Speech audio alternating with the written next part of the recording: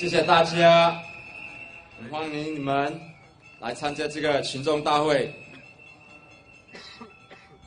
我先用一些中文跟福建话，先跟你们解释一下子。我们乌七八都这个区很多老人家。 真啊多老人家对无？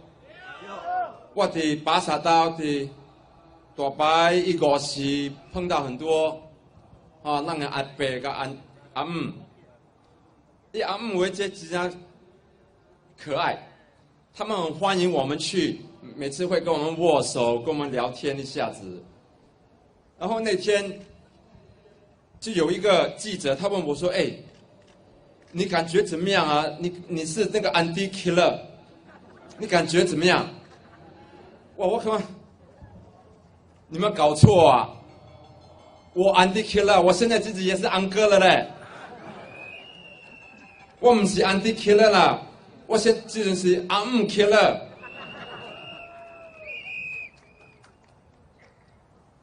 但是呢，我只要最重要的代志，想甲人。 提出来，即阵咱新加坡的老人家过日无简单。是2014年迄阵，126个老人自杀。从2000年到2014年，跳了60%。 你好好听对无？126个，伊有无？一日、3日，一个老人来自杀。海峡时报他有讲，他们有访问一些老人家，他们有一个85岁阿伯，他说：“我一个人，无人。” 顾我的隔壁2个自杀，无人知。伊讲味素臭臭，才人发现。我莫安尼款死，我老了，我死迄阵，我爱人知。我人。 来这边578度几个礼拜尔，就2个老人自杀。咱安怎安尼款呢？安怎老人家爱有出去的艰苦，啊，找无路行，无路行，那无变，就爱自杀。穆拉里先生伊讲，我爱照顾，我爱照顾让。 老人家，我想讲，伊讲伊只知道16年对无？啊，伊16年，伊等到补选啊来了，啊，伊就讲伊爱顾老人家。你听了有淡薄奇怪无？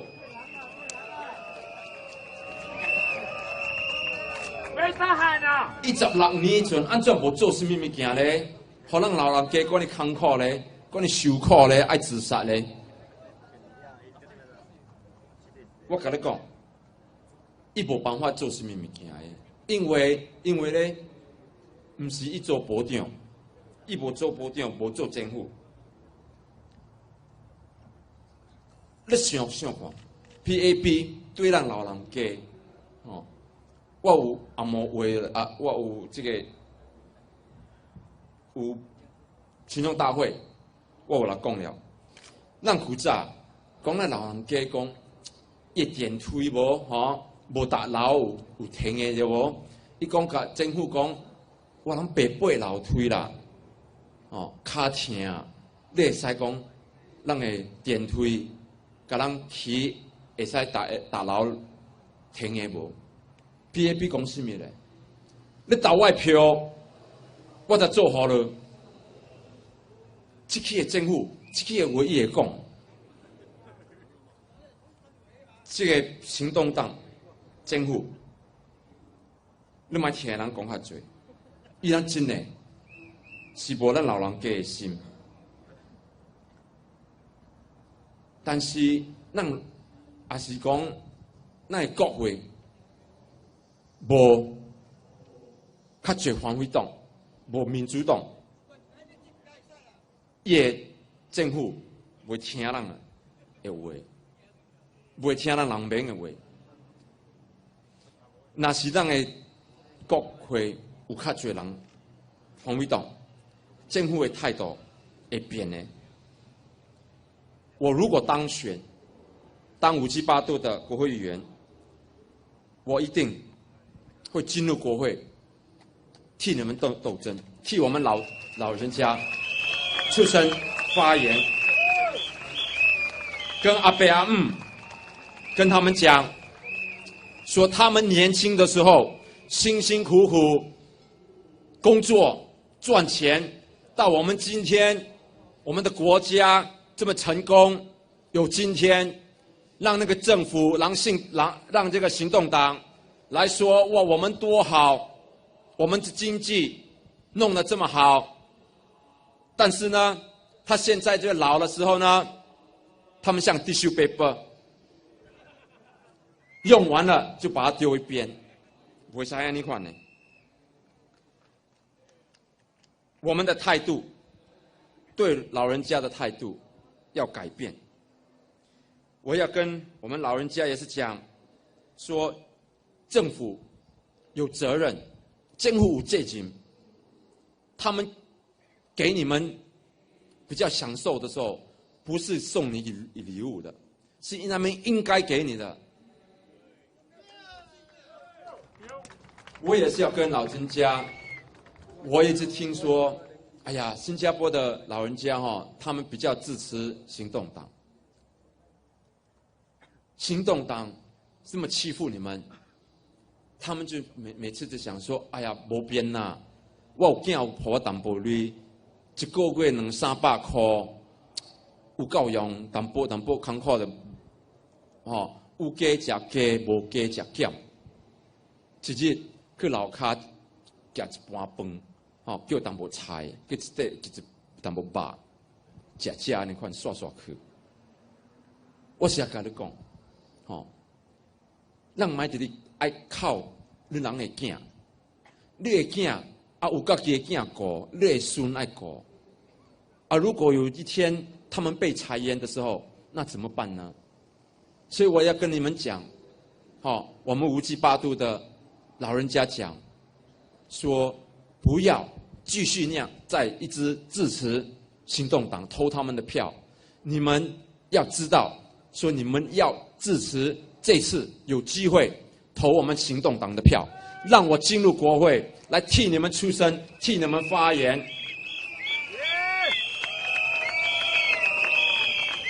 所以大家希望你们到处，如果他们老的一辈，他们觉得来这里不方便，我希望说你们回去的时候，如果你有听，跟你爸妈讲，叫他们不要再投行动党的票，投民主党的票，支持民主党，这个是一个很好的机会。支持民主党，投我们的票。谢谢大家，感谢了，谢谢，谢谢大家。Thank you, everyone. Hello, Bukit Batok. Hello, Singapore. A very good evening to all of you here at the Industrial Park. And to the thousands more who are watching this rally online at home.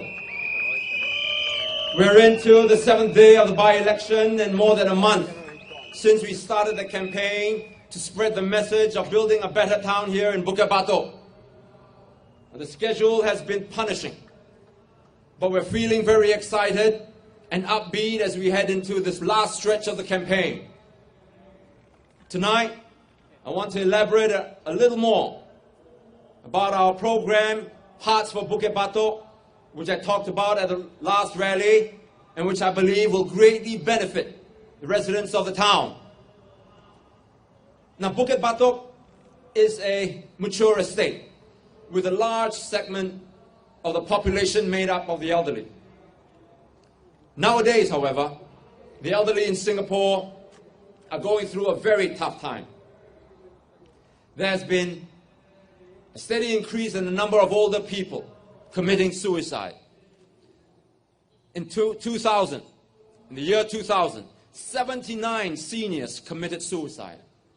In 2010, the number jumped to 95. In 2014, 120 elderly people killed themselves, an increase of 60% from 2000.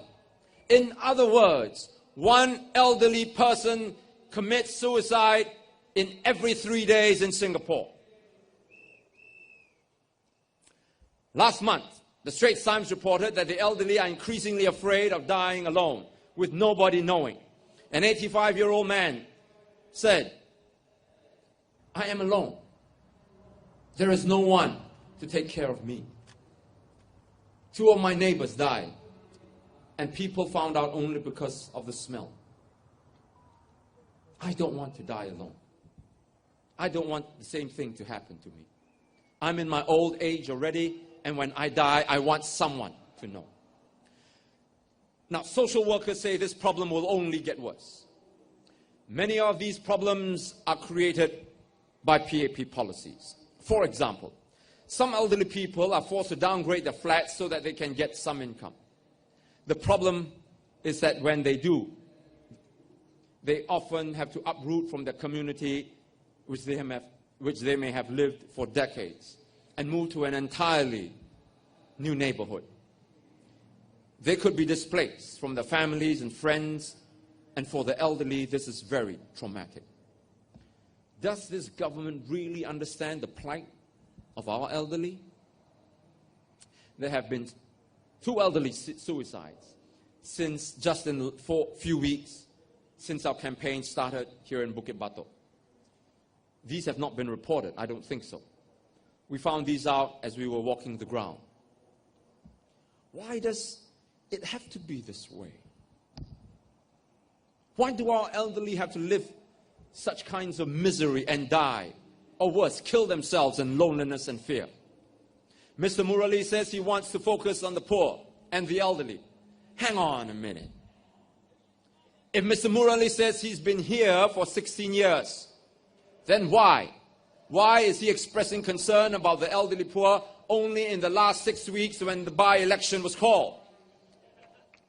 Surely he could have done something for the poor and the elderly here in Bukit Batok in the time that he says he's been here. The truth is that there's very little he can do about the plight of our elderly, because it is the policies of his party that has caused our elderly to live such miserable lives. This must change. We must take better care of our elderly. We must raise the quality of life for our elderly folk, starting with our residents here in Bukit Batok. As your MP, I will see to it that our older folks get the life and the respect they require and deserve. Ape, Pachi, Machi, when you were young, you worked just as hard, if not harder than any of us, and you contributed to our nation's development, just like us. When you become old, your government cannot just put you to one side. The PAP cannot treat you like tissue paper, use you, and then throw you away after it uses you. No. We must take care of our elderly better, if only because one day we will become old ourselves. I will tackle this issue on 2 fronts. First, as I explained earlier, we will implement our initiative Hearts for Bukit Batok and raise awareness among the residents to help the elderly poor in our constituency. And it's just not money that we're talking about. It's the quality of life, the day-to-day existence that the elderly go through that needs to be considered too. They need interaction and activity, both physical and mental, to keep mobile, to keep active. And we will be organizing programs and getting the help of volunteers through our Hearts for Bukit Batok program, such as organizing bingo nights, mahjong mornings, gardening, and so on. These activities will help to fill the lives of our older residents and give them something to look forward to when they wake up every morning. Second, I will raise this issue in Parliament, and I will raise this issue in Parliament again and again and again and again until the government increases the budget for assistance for our elderly and provide more care for elderly Singaporeans. I want you, our elderly residents, to lead a full life and not have to constantly worry about who is going to take care of you. You need to lead more independent lives instead of having to rely on your children for support, because they have their own young children to look after and they cannot afford to look after 2 generations in the family. The government must do its part. As your MP, I will do my part to push for programs that will pay more attention to your needs. And one of the big attractions of our Hearts for Bukit Batok is to facilitate residents in the constituency adopting a family from the lower income group, of which many are scattered throughout the town. Now you may think that this program is to help the needy. Yes, it does. But that's only one part of it. It is also to help families who provide the assistance. That is, the givers. I'm a strong believer in the adage, it is better to give than to receive. And I am sure that there are many of you who feel the same way. When we give, we reinforce the idea that we are one in the world. This is why in whatever religion we practice, to whichever faith we subscribe to, be it Buddhism, Christianity, Islam, Hinduism, and so on, we are called to serve by helping those, especially the weak and poor among us. This is the core tenet of many religious teachings. It is what makes us human. Humans are selfish, yes. But we can also be capable of much kindness and compassion. Whether we orientate ourselves towards selfishness or selflessness depends very much on leaders of the community. If the MP in Bukit Batok can foster and cultivate a community that emphasizes on giving and helping those around us, then I believe this will be the beginning of something special, something we can be truly proud of as a community. I want the residents and community of Bukit Batok to adopt a different attitude and outlook. I want to be that enabler, the facilitator of a more compassionate, more giving society. I believe the MP can be that spark to ignite the generosity of spirit latent in all of us. I want to be such an MP.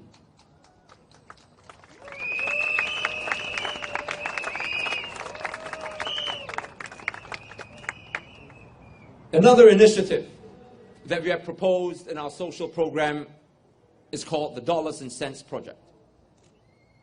Retrenchments are coming thick and fast with the economic downturn. It's going to get worse. Much worse, ladies and gentlemen. What happens when you get retrenched? And I'm not just talking about the lower wage workers. I'm talking about our professionals and managers and engineers and technicians. Ask our shipyard workers, our factory managers, our shop sales staff. As our ship industry are rocked by oil price crash, our factories relocate and our shops and our shopping malls close down one by one. I don't care if you're a sales assistant or the sales manager. When the economy is as bad as it is now, your job is not safe. And when you find yourself laid off, what do you do? What do you do when you're called into your boss's office and told that you don't have to come in tomorrow because your company is downsizing? How do you prepare yourself and your family for such a scenario? Your income all of a sudden dries up but you still have to pay your housing loan, your children's school expenses, your PUB bill, buy food for your family. Unexpected layoffs cause severe strain on the entire family with serious social repercussions. Even though the income stops, the bills don't. Our Dollars and Cents program, headed by Mr. Tan Kin Lian, will be able to help you plan ahead. You cannot find a more qualified professional to head our team because Mr. Tan is currently the president of the Financial Services Consumer Association and former CEO of NTUC Income. Dollars and Cents will be in program to provide financial guidance to help those of you who find yourselves in financial difficulties. In addition, and for the longer term, I will push for the retrenchment insurance scheme for our retrenched workers. Here's what we propose. If a worker is retrenched, the scheme pays her or him 75% of his last drawn salary for the first 6 months, and 50% for the second 6 months, and 25% for the final 6 months if he still hasn't found a job. The payout stops once the individual is re-employed or 18 months after retrenchment. The payout is capped at the prevailing median wage, which is about $4,000 a month right now. In other words, a retrenched employee earning, say, $3,200 a month would be paid $2,400 for the first 6 months a month, $1,600 a month for the next 6 months if he still hasn't found a job, and $800 a month for the final 6 months. But an employee who earns, say, $10,000 a month will receive $3,000 for the first 6 months, $2,000 a month for the second 6 months, and $1,000 a month for the final 6 months because of the median cap. Now, the Ministry of Manpower will then assist the retrenched worker to seek re-employment and help match his or her skill and salary level to a new job where possible. And the individual can reject only up to 3 job offers. Now, such a job is meant to provide temporary and limited assistance to retrenched workers to tide them through the difficult time until they find another job. Employees, while you are still working, pay a small amount each month, which will be deducted from your CPF, and the government will foot the remainder of the bill. Now, the PAP says that such a scheme would breed a welfare state mentality and bankrupt our economy. This is not true, because leading global economic powerhouses like Germany and the Scandinavian countries all have such retrenchment schemes. Asian economies like Japan, South Korea, Taiwan, Hong Kong also have retrenchment insurance policies. Do any of these economies look like welfare states to you? We can take the best practices of these economies and adapt them for our use here in Singapore. Even economists at the Institute of Policy Studies at NTU, and even PAP MPs, agree with our proposal to introduce such a scheme. If elected, I will continue to push for this policy to help retrenched workers.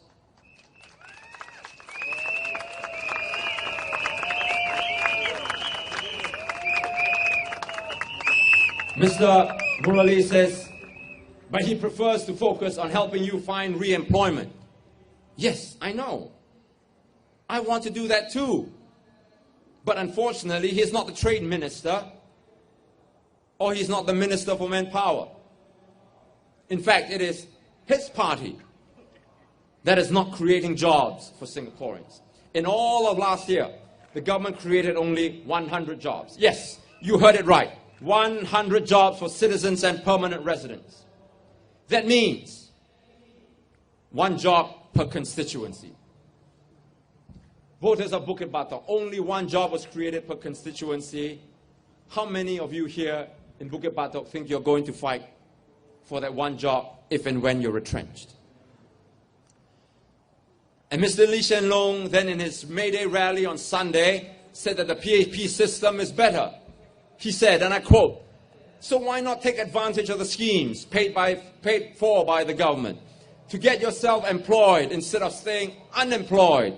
Please support us and upgrade yourself. Make yourself employable." Unquote.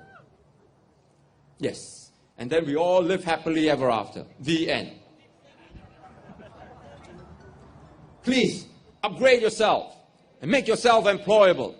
Now, why didn't we think of that? You mean we just paid him $2.5 million a year so that Mr. Lee can now tell us to upgrade ourselves and make ourselves employable? I can hear Singaporeans say, "Who don't know? Like that I also can."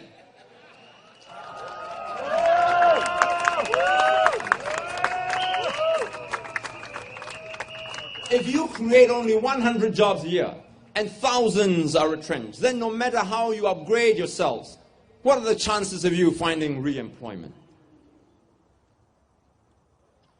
And the PAP continues with its foreign workers policy, I beg your pardon. We keep upgrading ourselves and the government keeps bringing in foreign workers who may not necessarily have better skills, but who are cheaper. How do we compete like this? Now, ladies and gentlemen, you may still have a job now, but you never know when you are going to get retrenched. Don't wait until you get called in and told that you have been laid off before you start thinking about having someone to fight for retrenchment benefits for you. By then, it'll be too late. If elected, I will work with WP MPs and even PAP MPs who want to see retrenchment entitlement for workers. Why not? When we are elected to serve the people. And MPs should work together for the good of the people instead of constantly bickering whether we belong to this party or that party.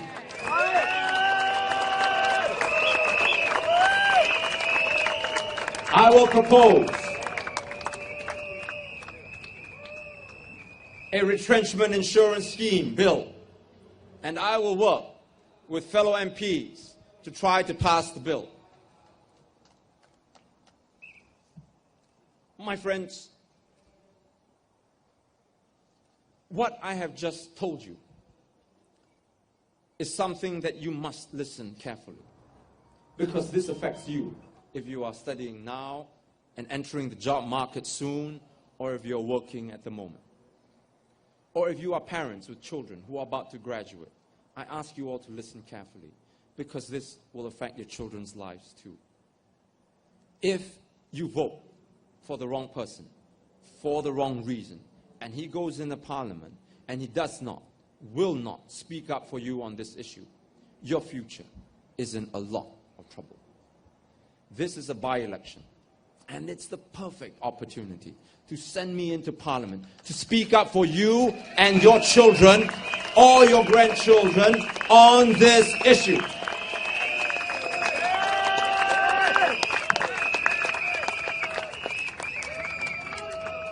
Now, even for those of you who remain employed and know that you will continue to remain employed, my next question to you is, how sure are you that you will be able to retire? A few weeks ago, I was at the coffee shop in Block 207. It's just across the road from here. And I was talking to a retiree. He was retrenched a few years ago because of the crash in oil prices. And he couldn't get back his savings because of the minimum sum scheme. He said he went to see Mr. David Ong, but there was nothing the MP could do for him. Recently, there was a Mr. Fan Pang Chia. You may have read about him in the letter that he wrote to the Today newspaper, pointing out that the CPF board had informed his wife that she would be able to start withdrawing a monthly payout from a CPF account when she hit 64. The CPF added that with her retirement account balance, the balance can last her another 64 years. Then Mr. Fan asked the government, why would his wife need her retirement account to last until the age of 128 when the oldest Singaporean ever lived was 115 years old?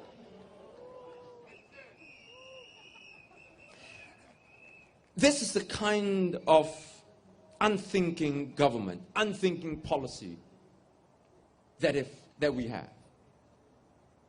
If you want to be generous. But if you want to be suspicious, then you have to ask whether the government is withholding our CPF money because it doesn't have enough funds to pay us all back because of its failed investments.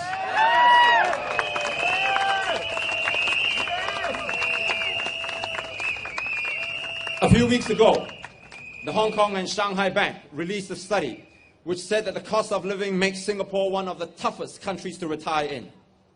Nearly half of Singaporean pre-retirees say that they would not be able to retire in the next 5 years.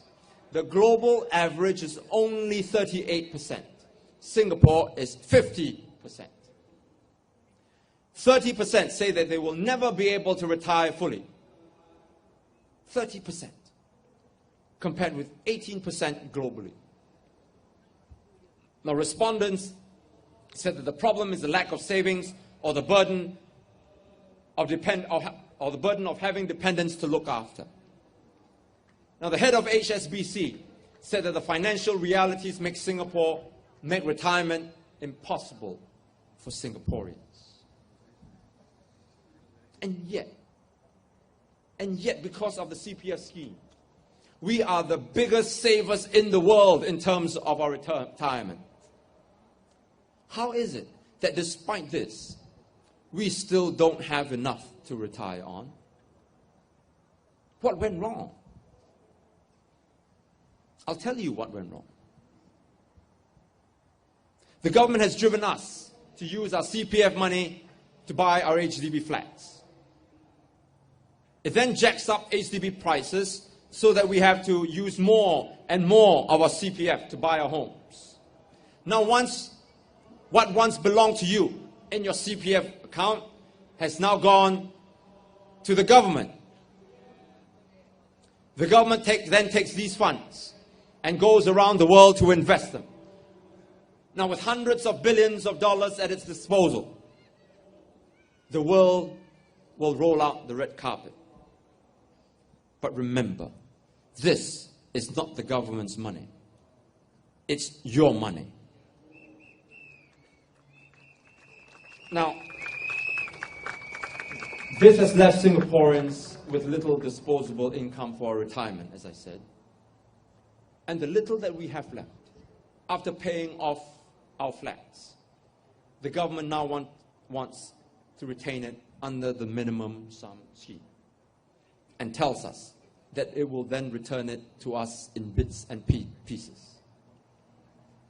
Now, in another study, and this one by Credit Lyonnais Securities Asia, and I mentioned this at the last GE, it was found that 50%, mind you, 50% of our households in Singapore have little or no savings. That means you're talking about the middle class right now. These families subsist from paycheck to paycheck and, quote, leave them unable to cope with unexpected financial expenses, unquote.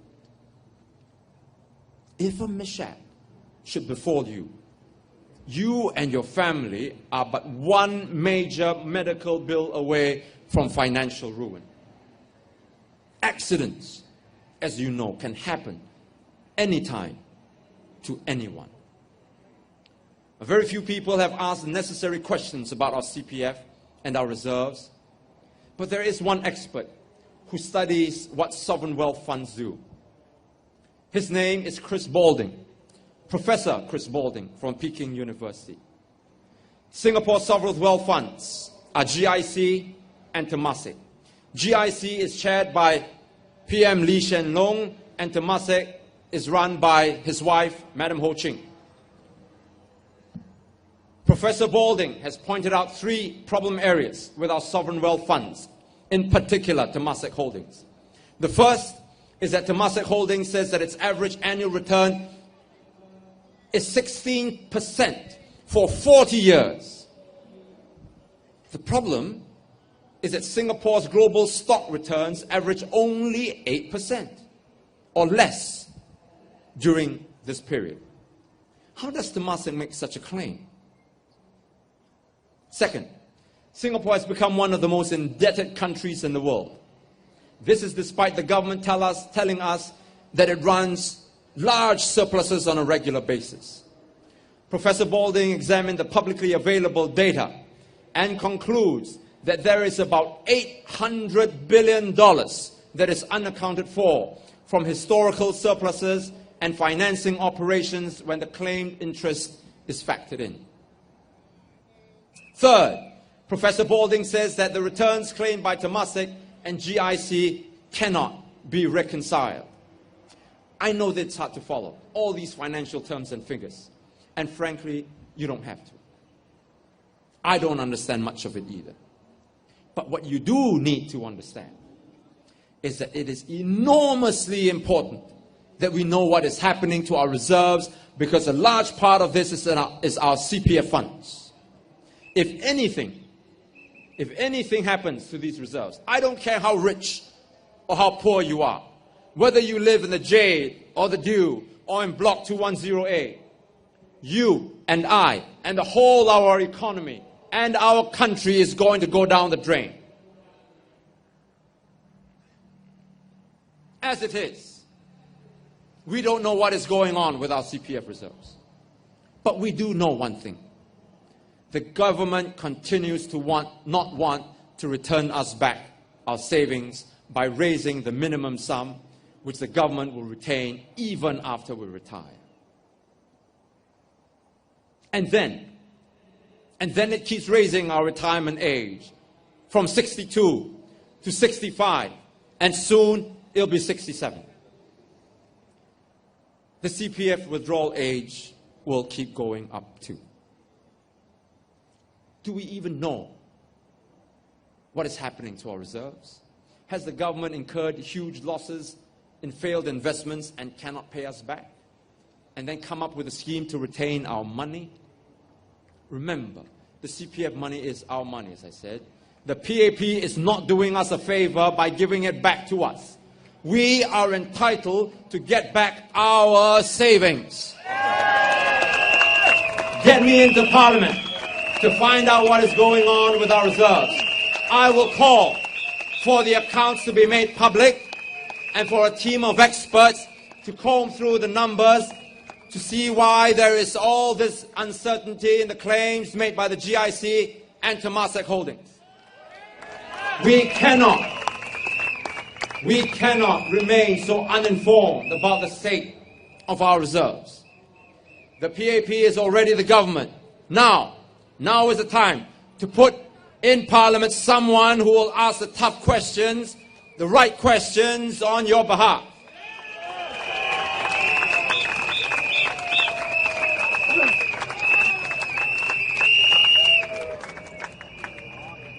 Now, the other day, a lady resident asked me, what plans are there for the middle class?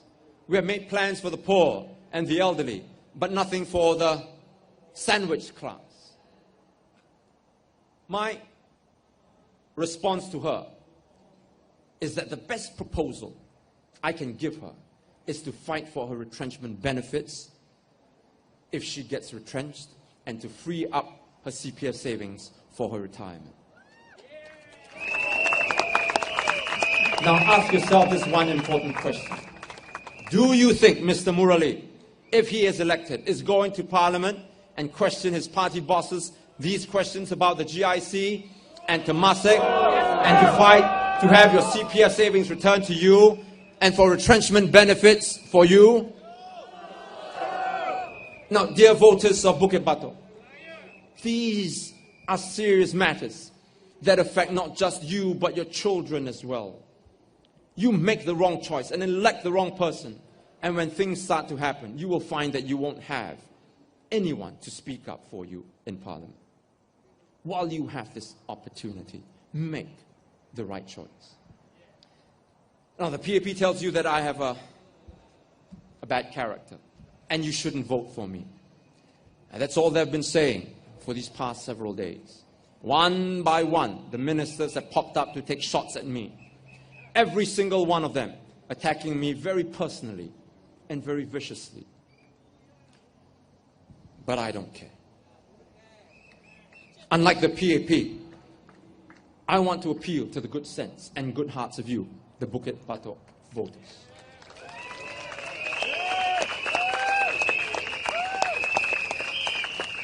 I don't want to see politics become so poisonous. I've seen how it can ruin countries. And if we continue down this path, we will tear our country apart. If I have to play so dirty, to be so destructive and tear down my opponent so badly in order to win, then no, leave me out of it. Then I don't want to win.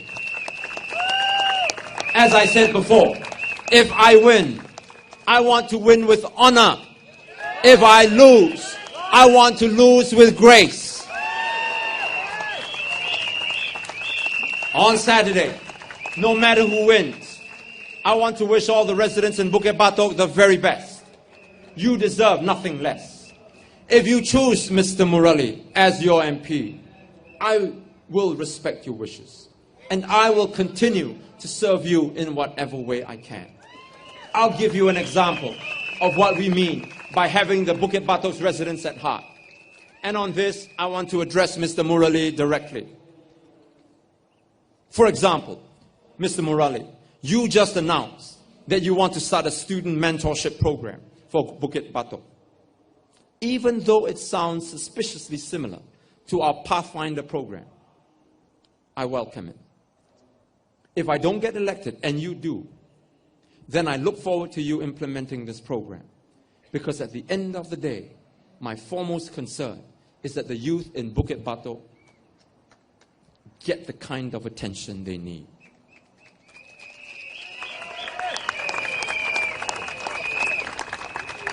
And regarding personal attacks, right from the word go, when I learned that you were going to be the PAP candidate, I accorded you my utmost respect. I did not do it because you were a lawyer, or because you were rich, or because you are the chairman of a PAP branch. I did it because you are a fellow human being. I've asked my colleagues in the SDP not to attack you and your person. And I think we have kept our word. But sadly, even though Mr. Tharman gave us his promise, your party colleagues have broken the promise repeatedly. They have attacked me in the most personal and vicious of ways, even resorting to using made-up newspaper headlines.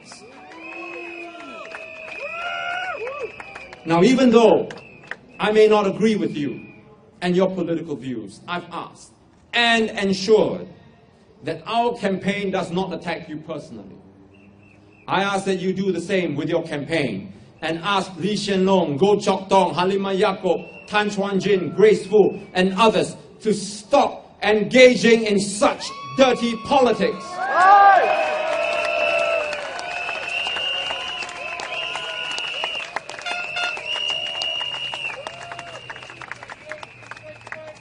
I'm in charge of my campaign. If you are in charge of yours, you will ask your colleagues to stop the nonsense.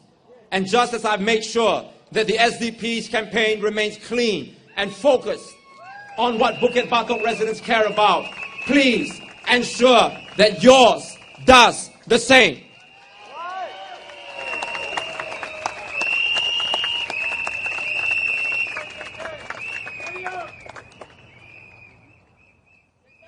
I say this because I want to use this opportunity to appeal to the best side of our people. Politics can be used to divide, or it can be used to unite us. As leaders, We have the responsibility to ensure that we use politics for the good of our nation. I ask the PAP to have foresight, not win the battle in Bukit Batok and then lose the war for Singapore. Our country cannot afford that divisiveness.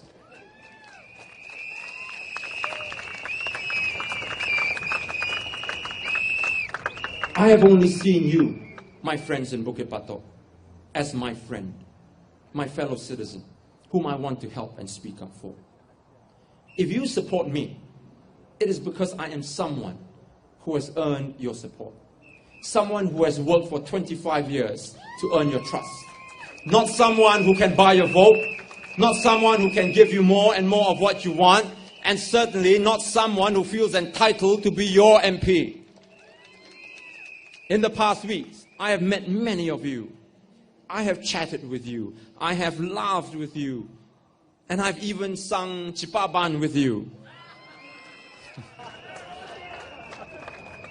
Whether you are Chinese, or Malay, or Indian, or Eurasian, many of you have expressed your support for me. And for that, I am grateful. I have shaken your hands. And I have looked you. And you have looked me in my eyes and say you support me. It's not because you see me as Chinese or Malay or Indian. It's because you see me as someone who cares what happens to you and what happens to Singapore, regardless of the color of my skin or yours. You support me because you see me as someone who wasn't here just 6 weeks ago, but someone who started this journey 25 years ago. Someone who stumbled many times along the way, was knocked down many times, but got up each and every time and pressed on. You saw me as someone who was so tired and so weary during many parts of the journey, and who was so tempted to give up, but never did. You see me not as a hero, but as an ordinary guy who lives like you in a 3-room HDB flat. Who goes through what you are going through. And because of this, also see someone who understands, really understands what you mean when you say you are hurting, and that you want someone to speak up for you in Parliament.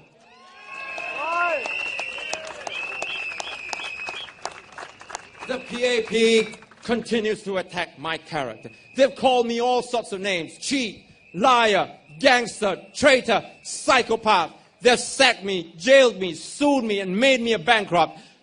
But I'm still standing.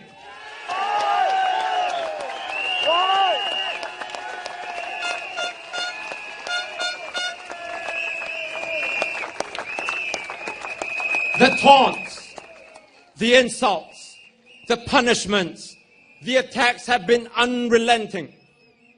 But I do not bow to those who mock me, nor will I bend to those who attack me.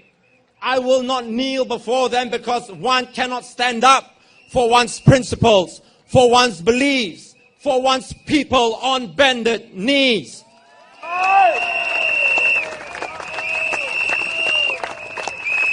As long and as hard as the struggle has been, I walk with my head held high. I can do this because it doesn't matter who the PAP says I am. What matters is God knows who I am. My wife and my children know who I am. And most important, I know who I am.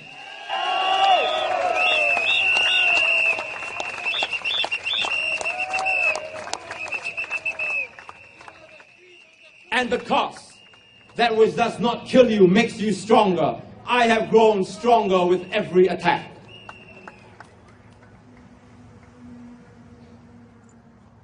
But as my children grow older and they begin to understand what's being said about their father in the newspapers and on TV, I want to tell them this. Anlin, Elin, and Shoha, as you watch this rally at home, I want to tell you that there are many things in life that I want to teach you as a father. But the most important lesson that I can impart to you is that we don't ruin others in order to rise up. We don't step on others' dreams in order to fulfill ours. And we don't ridicule others for not being like us. Instead, we lift up our friends.